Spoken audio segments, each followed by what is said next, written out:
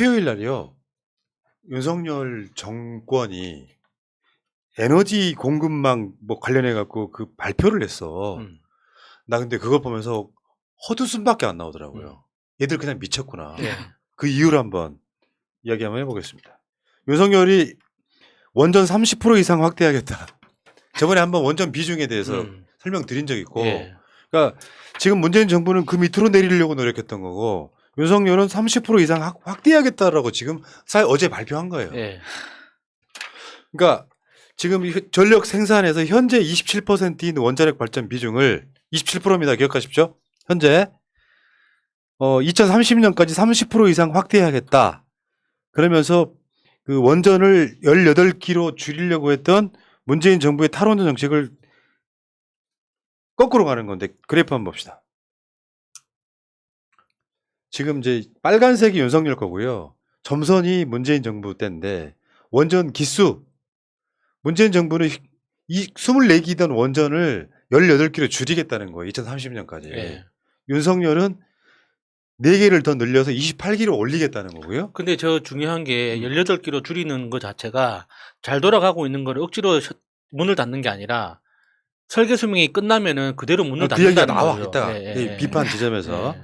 다음에 설비 용량은 현재는 그 23.3기가와트인데 요거를 윤석열은 28로 올리고요. 원전에 관련해서 문재인 정부는 2030년까지 20으로 내리는 거고 발전 비중이 이제 전체 전기 생산량 중에서 현재 원전 비중이 27.4%이던 것을 윤석열은 30% 이상 올리겠다는 거고 문재인 정부는 30년까지 23%로 내리겠다는 거잖아요. 그러니까 이게 완전히 정반대로 가는 건 맞는데 그게 틀렸다는 이야기를 해드리고 싶은 거예요. 첫 번째, 이거 팩트체크는 MBC가 어제 잘했는데 원전 부활이 대세냐. 그러니까 원전이 부활하는 게 세계적 추세다라고 말하면서 어제 그 이야기를 한 거예요. 예, 윤석열 정권에서. 근데 결론부터 말하면 전 세계 신규 발전의 84%는 재생에너지입니다. 지금 전 세계 어떤 나라들이고 다 합쳐서 신규 발전의 84%는 재생에너지예요. 원전이 아니라. 근데 왜 재생에너지로 하냐면 재생에너지가 좋거나 깨끗해서가 아니라 제일 싸서 그런 거예요. 그러니까 10년 전부터 이미 원자력 발전은 재생에너지보다 비싸졌습니다. 근데 아직도 우리나라는 회계 장부상 원전의 원가를 다른 그 에너지원에 비해서 제일 싸다고 가정하고 계산을 하고 있거든요. 그런데 외국에서는 원전 원가를 그 계산할 때 그 토지 보상해 준 거, 그리고 건설 비용, 그리고 운전 비용, 그리고 폐로 비용까지 다 원가에 넣어가지고 계산을 하고 있거든요. 그러다 보면 당연히 원전이 제일 비싸집니다. 그러니까 원전보다 싼 거 경제적인 전기를 찾다 보니까 자연스럽게 재생에너지로 가는 거예요. 그러니까 근데 우리나라는 아직까지 그러니까 뭐 안전을 가지고 싸우지만 안전 가지고 싸우는 나라는 없습니다. 위험한 거 다 아는데 그걸 누가 안전하다고 주장합니까? 그렇지, 다 그렇지. 바보 이상한 소리. 그러니까 이게 경제성을 따지고 보면 원전보다 싼 전력들이 너무나 많기 때문에 굳이 원자력을 추구할 필요가 없다. 원자력은 군사적으로 방위 목적으로 안 그러면은 우주 에너지, 우주 산업 관련된 어떤 그 연구 목적으로 일부 산업이 유지돼야 되기 때문에 보유하고 있는 것 뿐이지 그걸 전력 생산의 주 에너지원으로 삼는 거는 전 세계에 프랑스밖에 없다니까요. 그러니까 지금 윤석열이 참 잘하고 있다는 거, 참 잘하고 있다는 그 이유를 설명을 해드리면 일단은요.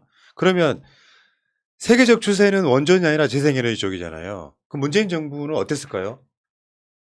문재인 정부의 왼쪽이 문재인 정부인데 2030년까지 목표를 원자력은 24% 내리고 재생에너지 비율을 30%로 올리겠다는 게 문재인 정부의 목적이었어. 근데 윤석열은 원자력 비중을 30%로 올리고 그러면 30%로 올리면 재생에너지 비율은 떨어질 수밖에 없잖아요. 요게 가장 팩트라고 생각하는 거예요. 우리가 원전에 매달리고 있을 때 재생에너지 기술은 떨어질 수밖에 없는. 나중에 그게 앞으로 10년 정도 지났을 때는 재생에너지 분야에서 세계에 순위권에 들지를 못하는 거예요. 재생에너지도 그만큼 발전시켜야 되는데. 그래서 아까 말씀드린 것처럼 전 세계 신규 발전 설비의 84%가 재생에너지였다. 쉽게 표현하면 한국처럼 물론 이제 한국에서 지금 뭐 원전을 지을 건 짓겠다 이렇게 나오고 있지만 실제로는 전 세계에서 신규 발전 설비의 84%는 재생에너지라는 걸 생각을 한번 해보십시오. 그러니까 여기에서 가장 긴장해야 되는 회사가 삼성전자죠. 그러니까 삼성전자가 지금 글로벌 기업으로 지금 들이밀고 있는 그러니까 RE100 이제 그것에 대해서 삼성전자가 이제 2년 후부터 유럽이 그 관세 장벽이 생기잖아요. 그렇게 되면 제일 심각한 타격을 받는 게 삼성전자이기 때문에 뭔가 좀 대책을 마련해야 될 거예요. 삼성 입장에서는. 그리고 하나 더 봅시다.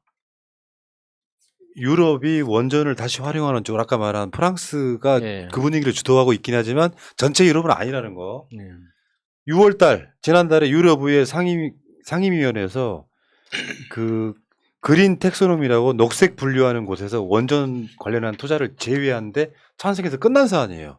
세계 추세가 아닌 거죠. 원전은 깨끗한 에너지, 탄소 중립 에너지가 아니다라고 결론 내린 거예요. 그러니까 세계 추세랑 완전히 다른 거고. 다음에 세계 발전 비중을 한번 볼게요. 원전과 재생에너지를.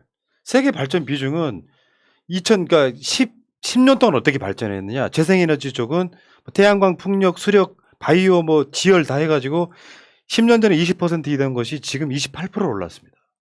원자력은 12%던 것이 10%로 떨어졌잖아요. 이게 어떻게 세계적인 추세가 될 수 있냐고. 거짓말하고 있는 거예요. 세계적 추세다. 원전이. 그 말을 누가 믿어요? 윤석열만 믿겠지. 윤석열은 말해주면 다 믿잖아요. 그 오리 새끼라고 이야기하셨잖아요.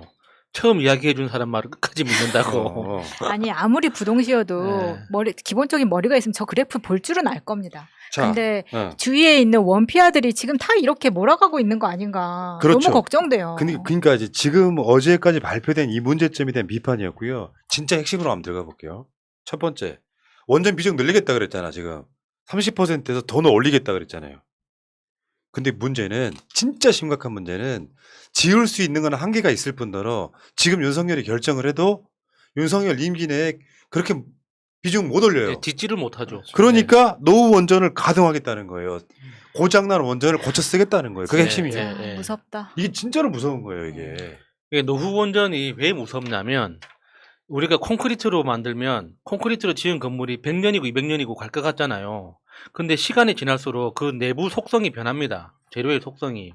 그리고 원자력 발전소처럼 굉장히 강력한 방사능이 뿜어져 나오는 건물은 일종의 유리처럼 변하거든요. 그러니까 원래 그 콘크리트 건물은 망치로 치면은 깨지면 안 되잖아요.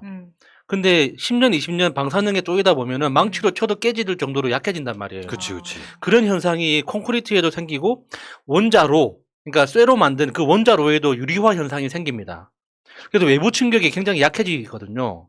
그래서 근데 그 원자로 내부는 압력이 보통 이렇게 150파스칼, 200파스칼 엄청 높은 압력으로 작동을 하기 때문에 굉장히 작은 부품 하나만 떨어져서 그 안을 돌아도 이 상처가 나기 쉽거든요.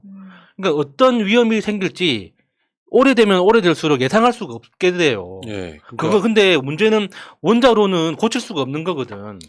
그러니까 원전 산업이라고 하는 게요. 원전으로 전기를 생산하는 문제가 핵심이 아니에요. 원전 관련한 원자력 발전소 등을 짓는 거기서 나오는 이익이 큰 거예요. 오히려. 근데 더 중요한 건 윤석열이 강구하고 있는 게 있어요. 그 핵피합.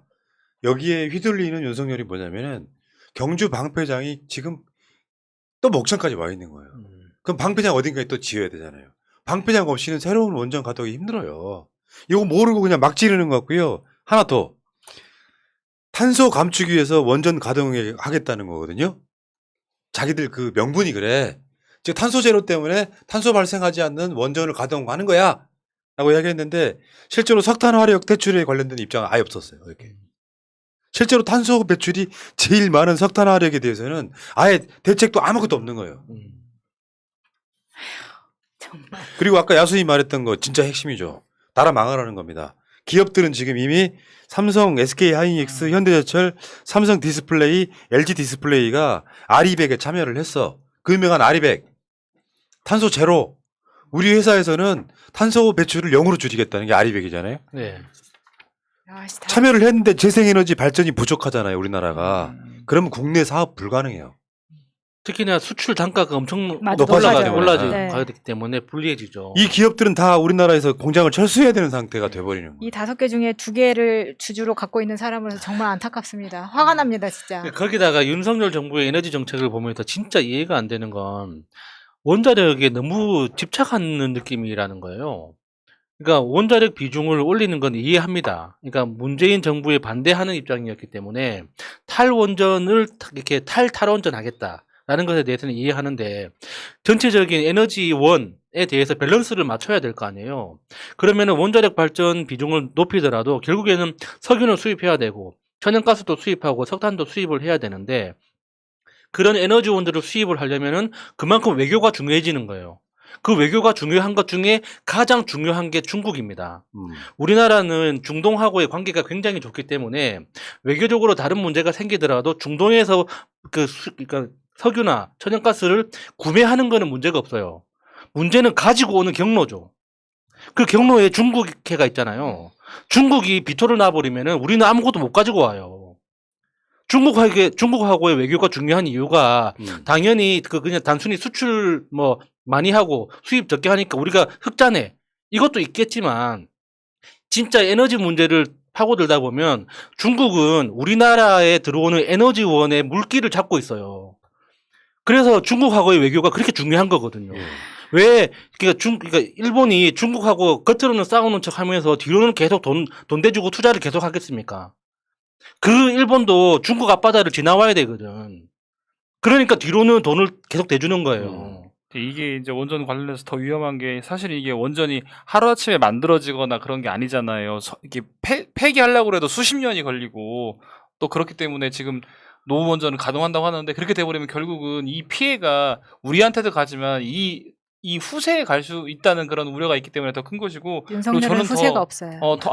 더 궁금한 게 사실 세계적인 추세도 아니고 안전성도 떨어지고 그다음에 신재생 에너지하고 관련해 가지고 연구 개발이나 어떤 그런 시너지를 만들어낼 수 있는 기회도 잃어버리고 그럼에도 불구하고 왜 이렇게 원전에 집착하는지 궁금하기도 한데 그건 결국은 원전 마피아나 기존에 그 원전을 통해서 돈을 벌고 있는 사람들에게 기생하고 있거나 또는 자기가 그 대통령 후보 시절에 뭐 후쿠시마 원전 뭐 폭발이 있었느냐 해가 있었느냐 이런 말에 대해서 뭔가 좀 나름대로 책임지려고 하다 보니까 이렇게 더 나가는 것인가 아니야 하는 그런 의심을 갖고 있습니다. 근데 더 중요한 게 하나 마지막 남았습니다.